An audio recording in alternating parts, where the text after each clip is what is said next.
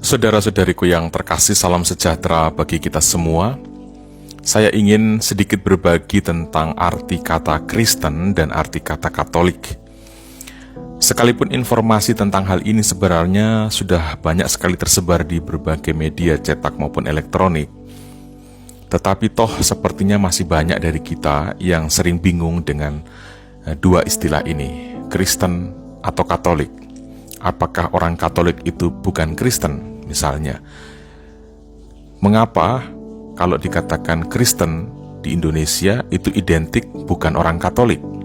Kalau Katolik ya Katolik, kalau Kristen itu berarti bukan Katolik. Misalnya, ya apakah seperti itu makna di balik penggunaan kata Kristen dan kata Katolik? Nah, semoga uraian singkat ini turut menambah pengetahuan kita. Pertama-tama, saudara-saudariku harus pahami dahulu bahwa ada dua istilah awal yang berhubungan dengan perjalanan gereja, yakni kata atau istilah Kristen dan kata atau istilah Katolik. Kristen itu merujuk pada sebutan terhadap pengikut Kristus, orang-orang yang mengikuti jalan Tuhan, orang-orang yang mengikuti Yesus Kristus. Dan kita bisa menjumpai pernyataan itu dalam beberapa ayat dalam Perjanjian Baru. Yang pertama kali khususnya kita bisa jumpai dalam Kisah Para Rasul bab 11 ayat 26.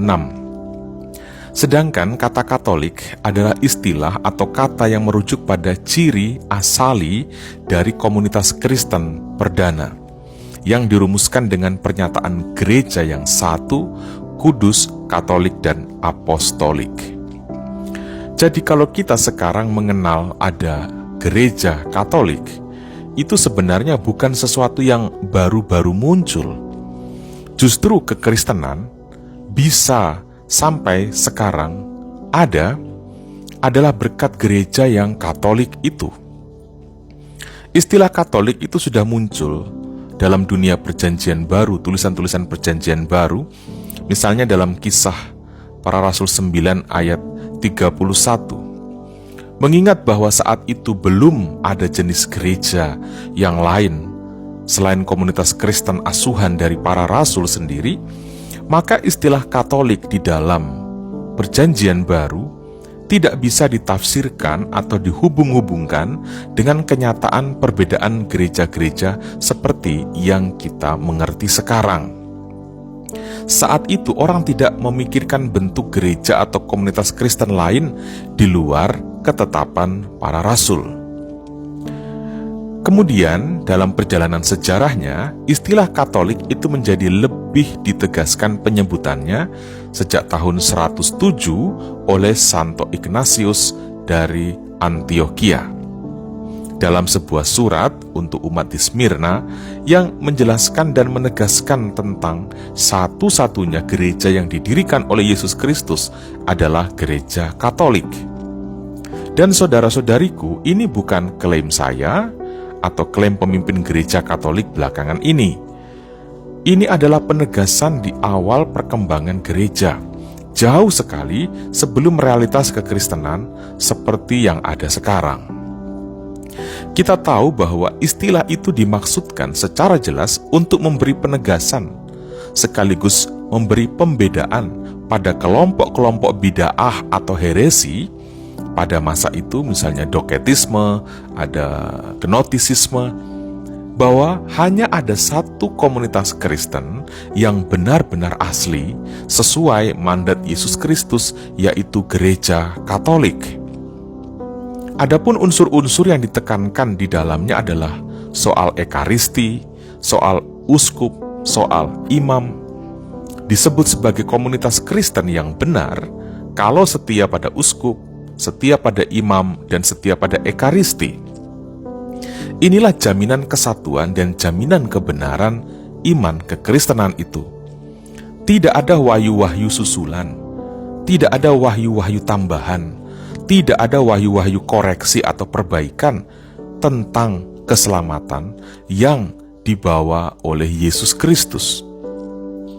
Dengan memuat istilah Katolik, sebenarnya hendak ditegaskan bahwa gereja yang benar adalah gereja yang meneruskan ajaran-ajaran secara menyeluruh dari para rasul dan komunitas gereja perdana, dan bukan sekedar pilih-pilih doktrin, pilih-pilih ajaran yang sesuai selera, sesuai pemikiran tertentu, sesuai kemauan dan kepentingan, yang akhirnya membedakan antara komunitas Kristen satu dengan komunitas Kristen yang lain.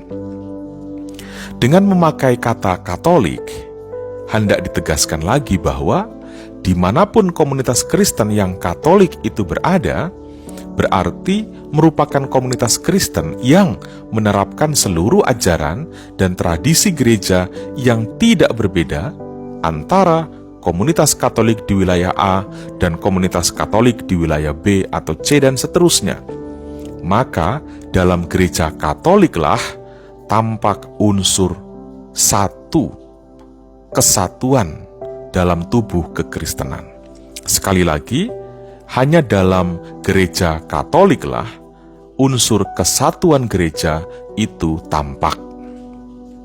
Kalau kemudian muncul komunitas-komunitas Kristen yang tidak mewadahi seluruh ajaran para rasul dan tradisi kerohanian kekristenan gereja perdana, maka disebut sebagai komunitas yang bukan Katolik.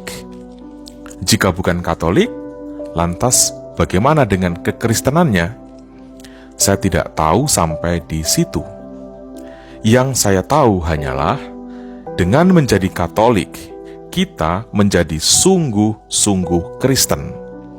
Karena dalam kekatolikanlah seorang Kristen menerima dan meneruskan seluruh ajaran Kristus sebagaimana yang diajarkan oleh para rasul dan para pengganti mereka. Jadi saudara-saudari, dengan menjadi Katolik, kekristenan kita menjadi sempurna. Jadi, jangan bingung lagi dengan penggunaan istilah Kristen dan istilah Katolik. Kalau kita mau sungguh-sungguh Kristen, maka jadilah Katolik. Tuhan Yesus memberkati kita semua.